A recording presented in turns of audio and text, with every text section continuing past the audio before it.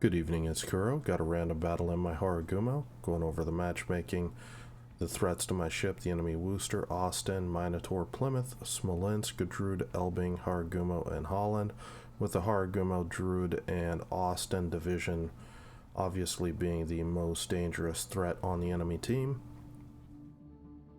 So this is a different look at Harugumo. Grinding my way to probably the Druid right now with the research points, and this is a build that's really just the build that I had on it when I was playing, oh boy, what was the last tournament I played Harugumo in? King of the Sea, maybe? Something like that? I forget. But it's basically a maximum concealment build with the legendary upgrade. So this isn't with Superintendent. As always, I'll have the build in the video description below. But this is going to give me some ability to move around with my smoke. Basically, I'm looking to have a really long smoke deployment time, and in this case, with this sort of battle layout or the team lineup, there's only 3 enemy battleships. I'm not expecting these battleships really to be pushing in and where they can be farmed out easy. So I'm thinking in my head at this time that I'm gonna be looking more at playing like a destroyer escort. And when I say that, I don't mean like what it means in real life when it comes to hunting submarines or something like that. I mean actually escorting my friendly destroyers, sitting generally just behind them, because Holland and Shimakaze have better detection values than I do. Their ships they're better suited to sneak in there a little bit closer to the enemy, whereas they don't have the gun DPM and especially the HE penetration that Harugumo has. So just coming up here, trying to support my Shimakaze, and in this position I'm able to support my Holland and the Shimakaze. And here we go, you see the Druid. That early smoke had made me think that the division was up there, and I want to be careful here because I'm assuming that Austin is in the smoke. So you can see the Druid smoke's up here, and this is probably a bit of a wasted smoke because I did get undetected when the Druid dropped off. I just don't want to risk that Austin lighting me up with sap this early in the game. And at this point, I'm just using reconnaissance by fire, just to feel around in that smoke where that Druid's at, and just kind of keep working this guy. Now this guy's actually trying to shoot back at me, so we're going to be throwing some shots in there. And if you look right now, I've got 30 seconds of smoke still to disperse, so I can move around quite a bit with this build and still be inside my smoke. So that's what's going on right here. I'm just pushing around with my smoke.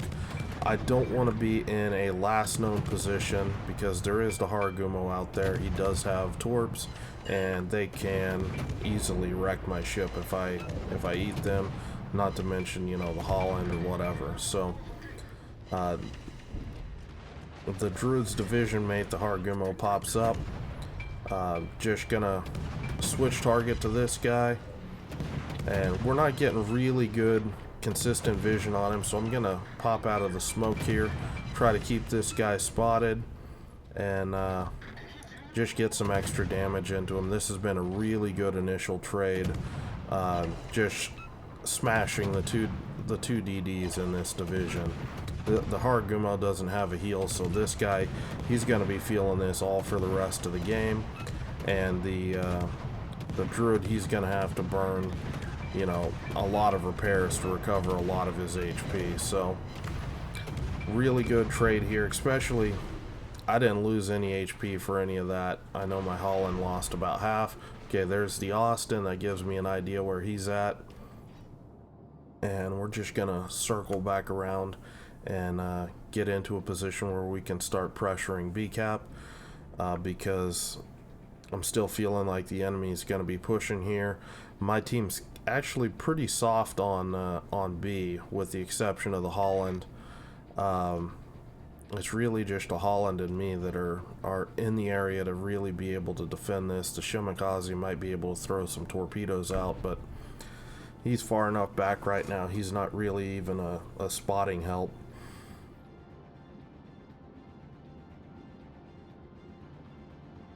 So my engine boost is coming down, and that's always a depressing thing for this ship because Harugumo is so clunky. That's the other thing I try to do. I try to maximize the engine boost duration in the ship so I can run around on engine boost as long as possible. Now this is, if you're looking, you see I'm watching the Austin, I'm waiting, and I'm waiting for him to turn out, and you see as soon as he turns out to run away, I open up. And the reason for that, we're both kiting away, the distance is going to open up really rapidly, and once we get beyond, you know, 8-9 kilometers, I should be able to start to deal more damage to the Austin than the Austin can deal with me. So that's pretty much my thoughts on engaging right here. I know it looks kind of risky, just, you know, open watering in Austin, but there is a method to the madness, and just trying to chip this guy down. And there's his DDs, Johnny on the spot with the smoke. Now something happens here that I think is relatively important. What I think happened is this druid is going to pop up here, and I think that this druid, he smoked for the Austin, and he's going to get caught out, get spotted by my Holland. Boom, there he is.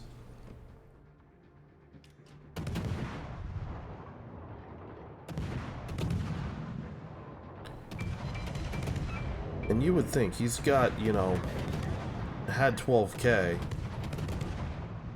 he'd be in a position where he could, you know, get a smoke off. But I'm kind of curious to see if this druid was the DD that smoked up the Austin.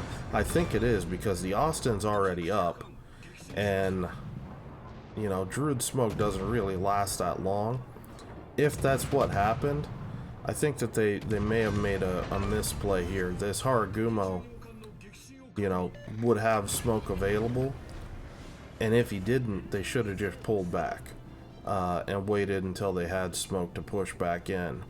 But this Harugumo should have been the one forward to scout. Now the Harugumo has far less HP than the druid. However, he'd have the smoke where he'd be able to instantly smoke up and disengage if he got pressured, whereas the druid just kind of ended up with, you know, not really anywhere to go. So some things to think about if you're in a destroyer division. Think about who's the DD scouting, does he have smoke available, that kind of thing. I'm gonna pause it right here because I do make a misplay here. And the misplay is, and I already see it coming when I was playing this, and I just handled this very sloppily. So right now I don't see the Wooster, so I'm not really factoring him in right now, but I'm looking at the crossfire threat between, I really would like to ambush this Holland, but I also know that there's a Harugumo out here that's going to be a major DPM threat. So, obviously, dealing with that situation, you're in a crossfire, I'm going to take major damage from somebody. And I just play this too aggressively, and especially with the Wooster popping up, his angle, he's closing speed rapidly with me, especially because I'm kind of sailing towards him. What I should be doing is I should be spinning out and putting my stern towards the Wooster and engage this fight, actually kiting out this direction and shooting kind of back over the shoulder at the Holland and forcing the Wooster and everybody to kind of shoot at me in a kiting position, because you can see this Harugumo, he's got shots on the way right now, he's smoking up, and I'm gonna be taking some damage here pretty soon. I'm being greedy here, seeing if I can get this Holland. but I see the damage is starting to come in, so I'm disengaging. But honestly, I wait too long. Harugumo's, she's too fat to get off the line, and you can see the shots coming in.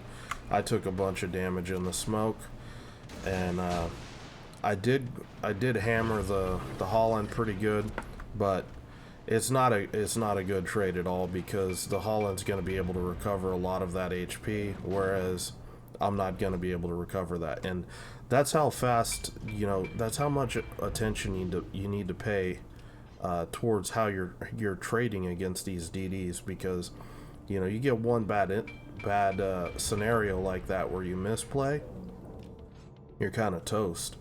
And you can see I went from, you know, almost full HP to crippled. You know, I need to be very careful how I approach my future engagements here in the future. Now right here, I'm just waiting, seeing if the Shimikaze's gonna spot the Harugumo. I don't want to hang out in this smoke though, because Holland's gonna have torpedoes up here shortly.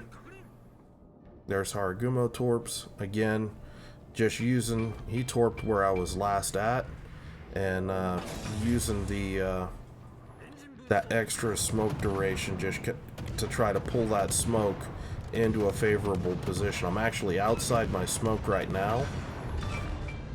You can see it. Well, I missed it. I'm actually outside my smoke.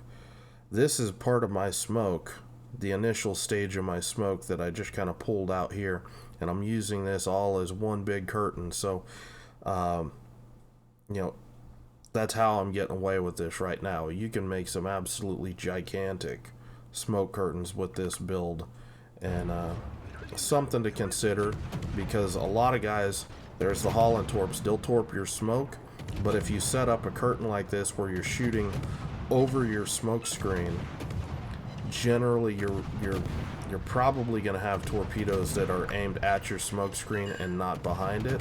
You can avoid a lot of torpedoes that way, and that's really important for this ship. I do duck back into the smoke screen simply because I was worried about the Holland coming up here, getting an angle on me, and being able to shoot at me before I get undetected. But big kill there. My Holland torps the enemy Holland, and that pretty much is going to seal the battle here. Now, normally I would just go ham and just, you know, get whatever damage I can off this Wooster, but this guy's shown that he is actually able to shoot and hit, you know, fairly reliably beyond, you know, call it, you know, 11-12 kilometers. Really just need to mind my P's and Q's when I try to get any additional damage off this guy. So he does go undetected. To me, that tells me he's gonna be turning in. That's what a light cruiser would want to do. See if they can pick up an enemy DD, radar him, that kind of thing. And right here, I'm just waiting for consumables, waiting for my smoke, waiting for my engine boost. I think my my Holland actually got surface spotted there. And I'm just waiting. I'm seeing if this Wooster is going to actually turn into me or not. But he's starting to turn out. So I was getting ready to try to kite away. But with him getting ready to duck behind the islands, I kind of turned back. And my plan is to try to use this ledge to shoot over at the Wooster as much as I can. And you can see that first shot, he's already properly judged my acceleration rate and hits me on the first shot. I've been able to juke the second shot, but you can see he's already on, you know, my adjustment with his third shot. And yeah, just really good aim there. But I'm in where I want to be now using this ledge, so I'm gonna be able to get some free shots in on this guy and get some additional damage here. Now, at this point, it's kind of unfortunate that I moved into a kiting position, because I really would like to move forward and get closer and try to pick this kill up. I did think that this volley or this one was going to be the one that would kill him. Just didn't happen. It happens sometimes. And this boat's too fat and clunky to get spun around quickly enough to really have a chance to keep that ship within range to pick that last kill up. But that's the way it goes sometimes. So not a lot of damage for Harugumo. No battleships to farm or anything like that. But 2.6 base XP. Just, hammering 3 DDs. Something like 12, 13 base defense ribbons. And the cap assist, which honestly didn't get much out of that cap, only 20. But yeah, this is another look on how to play Harugumo.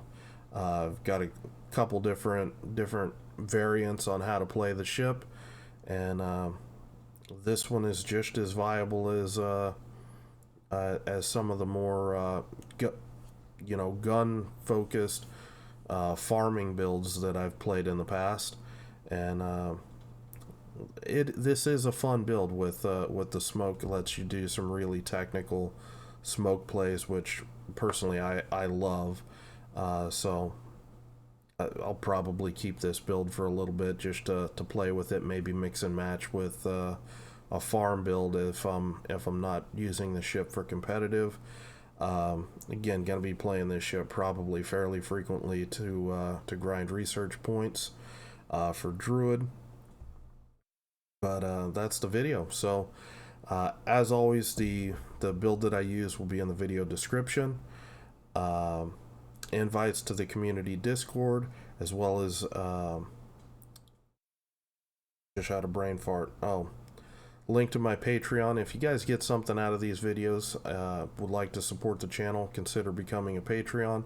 The guys have allowed me to basically upgrade the microphone, some hardware improvements, and just in general, they have improved the quality of the videos, especially the audio in particular.